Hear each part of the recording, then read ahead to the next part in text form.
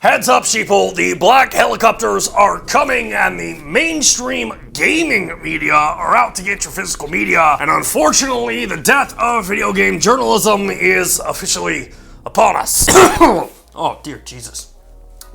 Sorry guys, I don't think I can do that voice all day. Following mass layoffs at the likes of Giant Bomb, The Washington Post, and GameSpot, which have quite frankly rocked the video game industry to its core, it's raised the question among gamers, is video game journalism dead? So, let's talk about it. Are you listening? Hey, welcome back friends. For today's show, we are talking about this crazy wave of layoffs that are taking place across video game journalism right now. And if you're not aware, just last week, the likes of Giant Bomb and GameSpot suffered layoffs across both organizations. And then you had the Washington Post, who completely shuttered their gaming news division called The Launcher. And keep in mind, these layoffs are on top of the layoffs that we began to see at the end of last year. IGN, unfortunately, was forced to downsize their operations towards the end of 2022. Comcast shut down G4 after just a year into existence. Fanbyte, Game Informer, and Tech Radar all have suffered similar losses in staff as well. And unfortunately, the big question surrounding all of these layoffs that I've been seeing trending is this the end of video game journalism as we know it? And while I don't have a magic ball, and really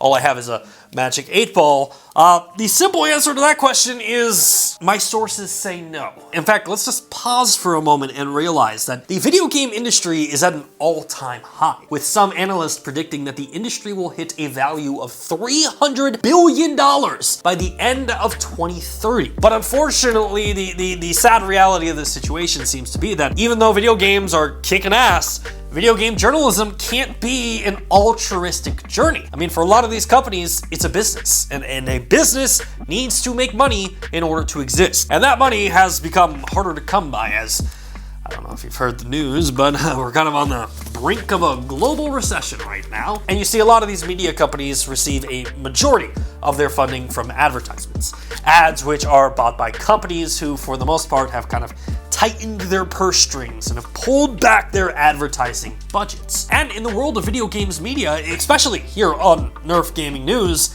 advertising dollars make the world go round, brother, yeah. And quite frankly, that, in my opinion, is the major cause as why we are seeing so many layoffs. And while it is never cool to see someone lose their job, the sad reality is a lot of the jobs that are being replaced are unfortunately just bloat. You see, a lot of these media companies are extremely bloated. And I don't mean physically, because I'm sure they're very well fit, but I mean creatively bloated. For example, when a piece of content is created on this channel, I write it, I film it, I host it, I edit it, I produce it, I engineer it, I share it on multiple social media platforms. Whereas those other organizations may have a host whose sole job is to host. God, that sounds fantastic. A writer who only writes. A graphic designer whose job is just to create thumbnails and infographics. And then you probably have a producer who is in charge of all of those individuals and is responsible for seeing the construction of that content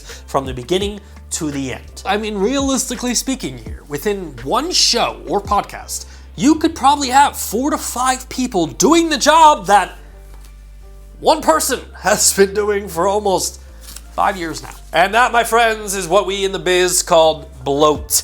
Well, I understand that that might be harsh, but in the world of business, bloat eats into profit. It eats into overhead, and it makes it very challenging to stay open as a business. So when money gets tight, instead of shutting down the entire company, which would be really bad, companies decide to just cut off some of the bloat. Now, that being said, I will be the first to admit that what I do on this channel is nothing short of insanity. I produce 3 to 4 videos a day, 7 days a week. I write, I edit, I host, I post unique forms of content on every single social media platform. I mean, you listed, we're probably on it. In fact, just last week, Nerf Gaming News is now available on ZipZap. The point is, no one person should ever do all of that work, but I do. Because number one, I'm passionate about seeing this channel succeed, and in many ways, it allows me to have ownership across every aspect of creation. Plus, it allows me to ensure that the overhead is extremely low, allowing this channel to exist. But the sad fact is, companies like IGN, GameSpot, Kotaku, G4, and even Giant Bomb, who for decades were able to exist bloated. All of those companies now have to compete with thousands of other channels just like me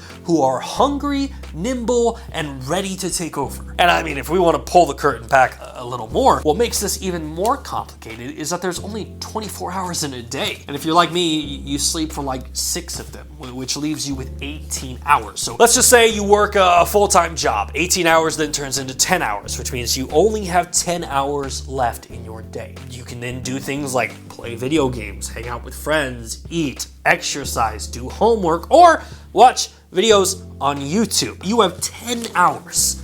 And interestingly enough, this is actually the foundation of what this channel started off as, nerfing video game news. You see, within that remaining 10 hours, once you subtract your family time, housework, school, or even just eating lunch or dinner, that leaves you with, if you're lucky, a couple hours of free time at the end of the day. At that point, the average person doesn't have time to read every article, listen to every 3-hour podcast, or even watch every single video that's posted out there. Last I read, there was like 5,000 hours of content uploaded to YouTube every single minute. There's zero chance you can watch everything that's out there. Nerf Gaming News was created with the idea that we're going to nerf all of that news and all of that content into one show so you can pretty much have everything that you need to know within like a small 3 to 4 minute video. And this isn't me trying to say that I'm better than you, but the fact is we're all competing for that same amount of time. So to create content that's easy to consume, that still allows you to have time to play video games afterwards, seems like a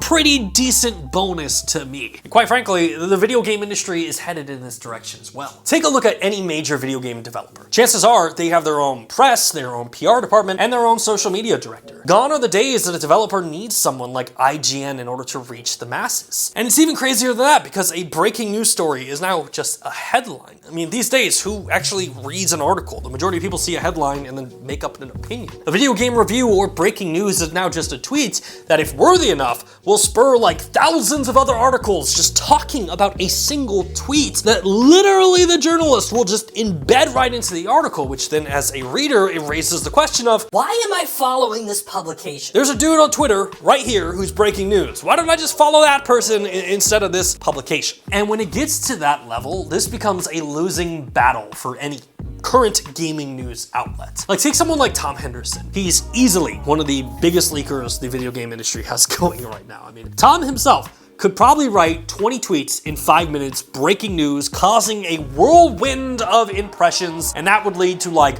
hundreds of articles, people being like, notorious leaker Tom Henderson just revealed that Hogwarts Legacy is not coming to the Nintendo Switch. And the point I'm trying to get to is like, do you think IGN, Kotaku, Game Informer, or any of those publications can break news and compete with a model like that? Tom Henderson doesn't have to write an article. He literally just posts 20 characters on Twitter and boom, it goes viral. And sure, you could bring up things like journalistic credibility and how articles can actually go into a lot more detail than a 200-character tweet could ever do. But I would argue that the majority of today's audience doesn't care about that. Because going back to that 2 hours remaining in my day, I just worked an 8-hour shift. Do I want to read some long-winded article or listen to a 3-hour podcast when I can literally just read a tweet, make up my own opinion, and use all of that saved time to go play Warzone with my buddies while they're online? And look, I fully understand. From a journalistic perspective, that sounds super dark. But as dark as that sounds, I do have to say, I don't think all hope is lost, because video game journalism isn't dying. I mean, realistically, it's evolving. The video game journalists, in my opinion, who are thriving out there are meeting their audiences where they're at. They're creating content their audience wants to consume, servicing both short form and long form content. These creators are communicating with their audience based on transparency, building personal relationships with their community. Plus, many of them are independent, meaning that they don't have some corporate overlord who's watching over them, and the audience then has to ask, is this really how you feel, or are you just saying this because that's what the company wants you to say? Those creators have evolved and, in my opinion, are thriving in today's new video game journalism landscape. It's why people like Jeff Keighley host the biggest video game night of the year and not IGN or Kotaku. It's why people trust outlets like Kinda Funny, Last Stand, What's Good, Ludwig, Dr. Disrespect, Hassan Piker, or some other streamer just sitting in their bedroom talking to a camera, because they see these modern day journalists as their friends or as someone that they're personally invested in. This is just the beginning. I mean, this is typical old media versus new media, and if some of these outlets don't evolve, they're going to be gone by the end of the decade. And look, my thoughts go out to all of those who lost their jobs this month. I genuinely wish that this channel had like the financial power to help some of those people out, because there's some really talented people who got let go. One thing I was thinking about is that in the future, it would be cool to create like a creators fund, that if a gaming journalist gets laid off, we can then help them create an independent outlet.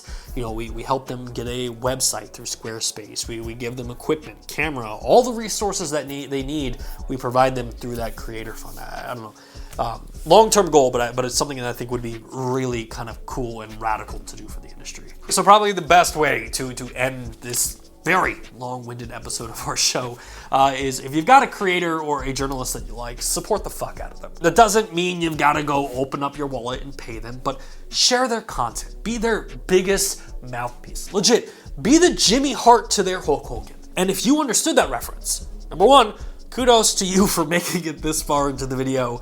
And number two, you're someone that I really like. So, mad respect.